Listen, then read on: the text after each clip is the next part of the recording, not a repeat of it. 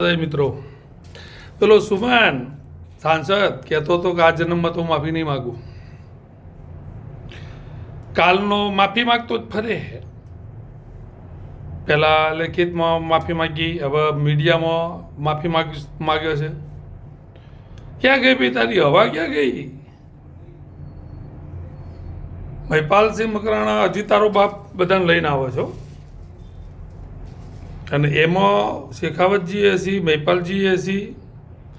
ઉપેન્દ્ર રાણાને પકડવા માટે 10 ટીમોને કામે લગાડવી પડી સરકારે.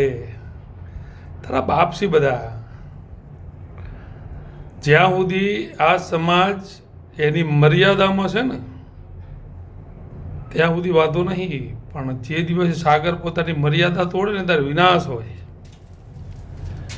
એટલે આમને હજી મર્યાદામાં હતા ત્યાં સુધી તને એમ લાગ્યું કે આ તો બધા લલ્લુ પંજુ છે.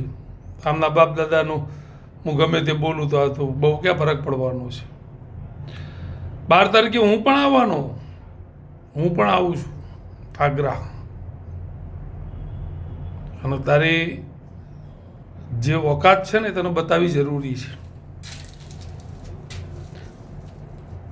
તું તો બહુ મોટી મોટી વાતો કરતો હતો. હું તો આ જન્મમાં તો માફી નહીં જ માગું. અરે ભી પડે તારો બાપ ગમે તે માગી લે, પણ હવે તને તો માફે કરવાનો નથી થતો. એ દુઃખી છે અમારે, કારણ કે તારા જેવા બીજા તને માફ કરી દે, બીજા 4 પાછળ બીજા પાકશે બોલીને માફી માગી લઈશું. ઉપેન્દ્રસિંહ રાણાને પકડવા માટે જે તમે પોલીસે તારે મહેનત કરી રહી છે ને, એ 10 તારીખે 12 તારીખે જ્યારે આવીએ ને ત્યારે તમે તૈયારી રાખજો તમારી પોલીસની ને તમારા જે પેલા પથ્થરબાજોની.